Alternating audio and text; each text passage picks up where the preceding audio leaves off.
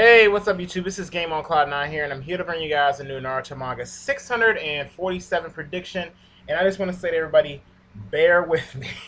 Bear with me. If I appear as though I'm sweating or I am like tired right now, that is because it is just horrendously hot in this room right now. It is a hot day. Fans are going, doors are open. Even when you go outside, wind's just blowing hot air. So and I'm not sure wherever you guys live, if it's hot, but I know where I'm at right now, it's extremely hot. So, like I said, bear with me. But this week's Naruto chapter actually came out a little bit earlier than usual. It came out on a Tuesday. So I should have probably reviewed it yesterday, but I didn't really have time to do that. Just got a new job, had a number of different things going on now that the semester started. And to be honest, I prefer to do videos more around this time of the day. So, obviously that's why I'm doing it right now. But yeah, this week's chapter of Naruto was awesome. Like, I really loved it. I mean, I thought it was one of the chapters that, like, I guess you could say probably one of the chapters of the year to me, for me at least so far. Because, I felt like we finally got some information that we've all been wanting to get to know. And I felt like it kind of, well, it gives us the origin of Chakra, of course. And on top of that, gives us some more of a backstory to the Sage of the Six Paths and we get a better understanding of the world the Sage of Six Paths lived in. So I feel like this chapter did very well at doing that. But I'm going to go ahead and give a quick synopsis on what happened. And then, of course, get to my, final rating and predictions and all that jazz. But anyway, the chapter starts off, of course, it's titled the Shinji Tree, or Shinji. And basically what it means is God Tree. And we see the Ten Tails, like we saw in the previous chapter, transforming, after it got spat out of Obito, and ends up being this giant tree, which we find out was actually the true final form of the Juubi, by, I think we found it out from Killer Bee or the Eight Tails, one of them. So some people may be a little bit disappointed with that, because I know some people probably were picturing some powered up form. I myself was picturing that as well. But I can take this. I don't think it's a bad thing because we are seeing Obito in his whole Jinchuriki state, and he's been doing crazy stuff with that. So I can pretty much accept it, for what it is right now. I mean, I think it's pretty good, and it's a different thing than we all expected. So I don't really mind it, especially considering what the backstory that we got in this week's chapter, how it coincides with it. So it's not like we're just getting a random big tree. So we see, of course, the Ten Tails, or the, not the Ten Tails, but the Shinji starts grabbing up people, absorbing their chakra, sucking them literally till they dry, and they turn into a bunch of raisins, dying on the ground. And, comes after Naruto, takes him out of his mode like it's nothing. Same thing with Minato, everybody's getting drained. And Madara, during that this current time, he's dodging the branches and everything too. And he goes ahead and explains basically what's going on in Hashirama, because Hashirama's like, what the heck is this? Like, I've never seen this before, which is kind of funny. You would think Hashirama would know more about his, about these kind of origins, considering that he is, from the Senju clan. I'm about to say Shinju clan, the Senju clan. But, I mean, I guess it makes sense considering that the stone tablet really is the only information that the people in the shinobi world have to the days of the Sage of the Six Paths. Now, I'm not entirely sure whether or not Madara knows the entire story of the Sage of Six Paths, but we do know he knows a huge chunk of it, because he uses EMS to look at the stone or whatnot. And Madara goes on and explains that the Shinji tree basically was something that, existed in the shinobi world long ago, before, I guess, the birth of the Sage Six Paths.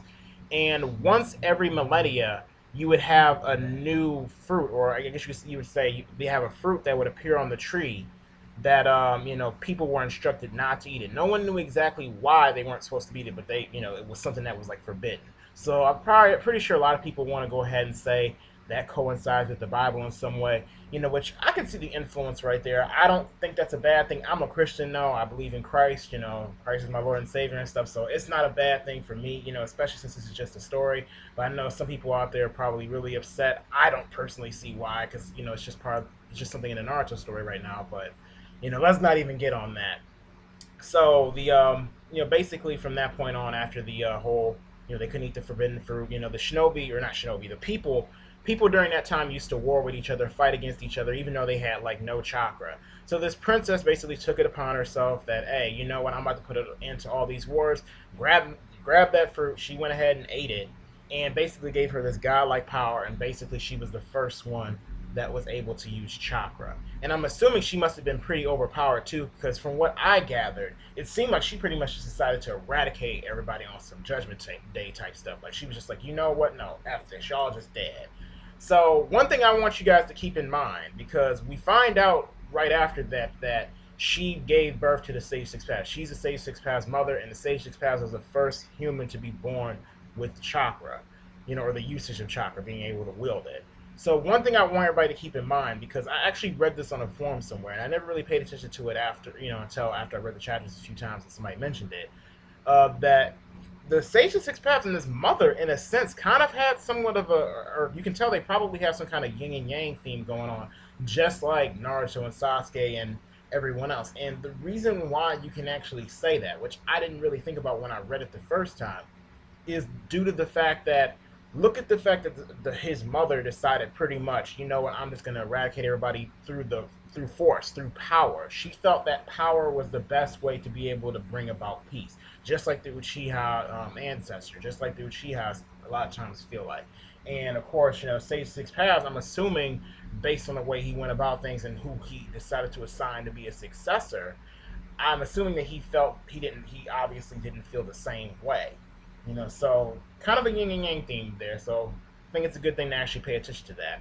But from that point on, obviously, the Shinju tree wanted its chakra back. It's like, no, you're not getting away with this. I'm not letting you just go ahead and take my chakra, man. That was mine. Like that's mine. So pretty much, it went ahead, turned into Juubi, came after the Sage Six Paths, and the Sage Six Paths eventually tamed it, and of course, made himself a Jinchuriki, and eventually, of course, the whole story with the Tail Beast. You guys already know that.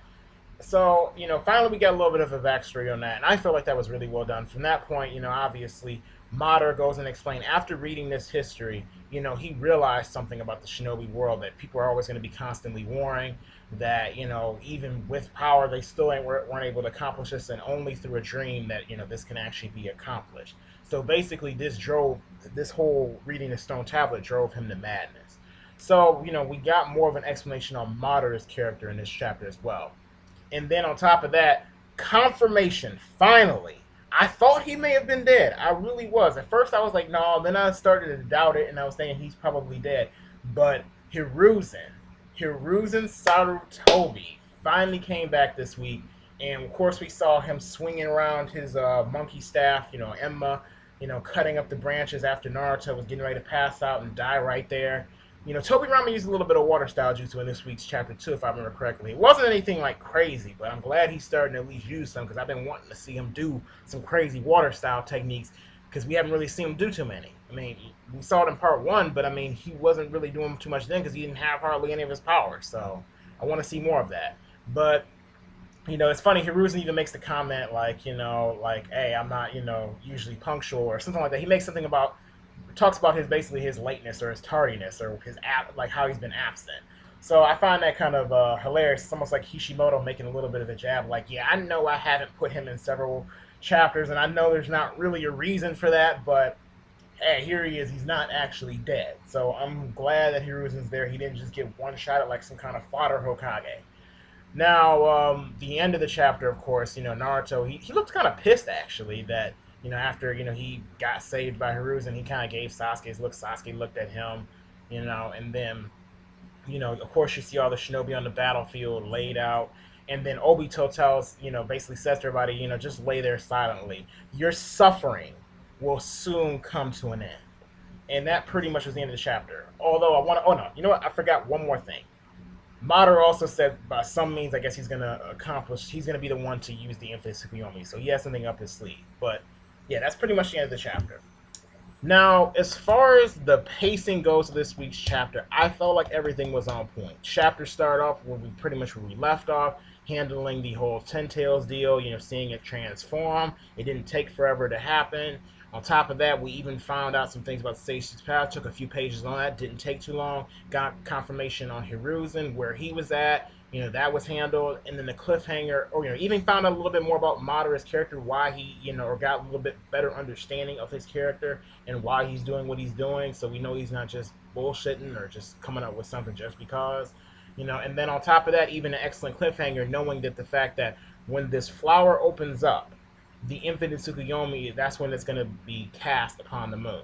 So, and of course, Obito at the end of the chapter, having the, control of the tree and whatnot. I mean, that's pretty much where the chapter ended off. So I felt like everything for the most part was handled well in this chapter. In terms of the pacing, done very well in my opinion. The backstory I felt like was something that was much needed. It added more to the story in terms of the past of the Sage of the Six Paths.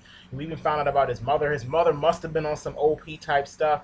And I'm kind of get the feeling that maybe she was actually a little bad. Like maybe she, because I mean, Kaguya, if I remember in like Japanese mythology, means something like along the lines of like the goddess of like eternal night, something like that. I know it's on some crazy stuff. So I don't know. I mean, it'd be kind of cool to maybe see, what she did in the past a little bit. Now I'm interested in this other figure. So I kind of feel like it adds more to the story and sucks me more in terms of wanting to know about the Sage of the Six Paths days. I mean, I already wanted to know, but I want to know even more now. So I feel like it does really well. And in fact, I even have a little prediction based on this chapter. One thing I was kind of thinking is, and just correct me if you guys, or you know what, let me know if you guys think this actually could be a possibility. But if the Sage of the Six Paths and his mother did have a whole yin and yang theme going on, do you think it's possible that if somehow, some way, I'm not saying this is the case, because I mean, I'm kind of iffy on this, take this with a grain of salt, but if Naruto did obtain the powers of the Juubi, that somehow, some way, Sasuke would find a way to obtain the power of that fruit? Because then that would kind of be like his own power up in a way. I don't think, I mean, only reason I'm kind of iffy about it because the Juubi never got its power back, its fruit back. That's why it still exists. But I think it would be an interesting thing if it did. And the fruit kind of explains maybe how the Sage of Six Paths had the Rinnegan. Maybe his mother also had the Rinnegan. I mean, that's an assumption, but I think that this actually, would explain maybe why he was able to fight on par with the Juubi. Maybe that was like half of its power or something that she ate right there. So, I don't know. But yeah, my rating for this week's chapter, oh man, like, I don't want to give it Sage of the Six Paths level because that literally is just a landmark chapter. I mean, it is, I'm told people, it is hard to make Sage of the Six Paths level. And what I mean by that is, in case some people are not familiar with the rating scale, Sage of the Six Paths level, in my book, that's how my rating scale goes based on Shinobi ranks, is like a legendary shonen chapter. I mean, like, you got like Naruto versus Sasuke going on, that kind of deal. So I want to give this week's chapter because the pacing was on point. I feel like we finally get, backstory on that. Cliffhanger added to the effect in the sense of danger.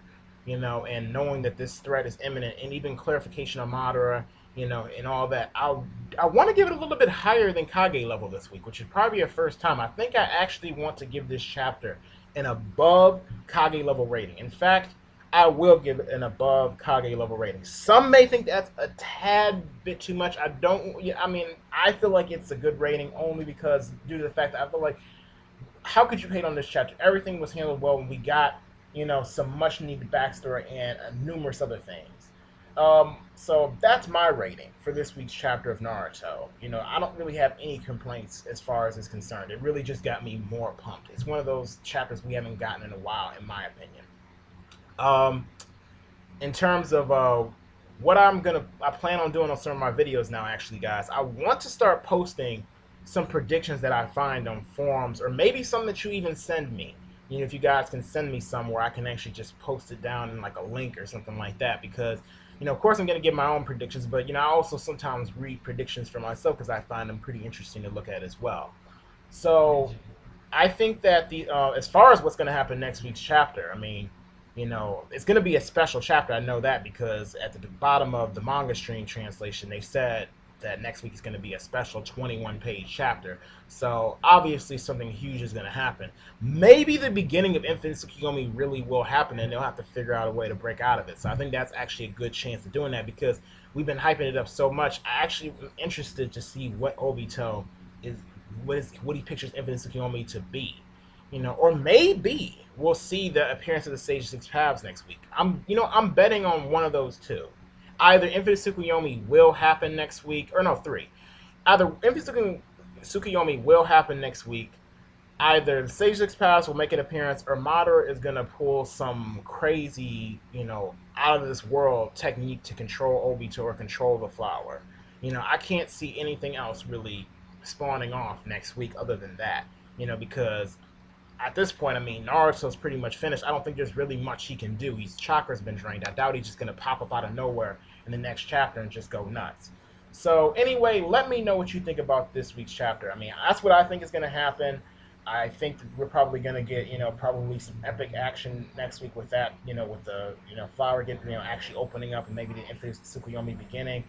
Sasuke, I don't really think we're really going to see much from him next week. I doubt we will, because even though he did, give Naruto a little bit of look this week, his shine hasn't really been at this particular time.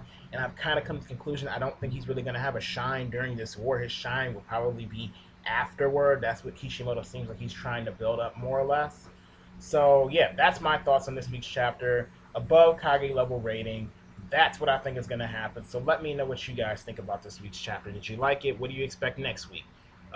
Pretty much that's it. So I'll see you guys later. Have a good day.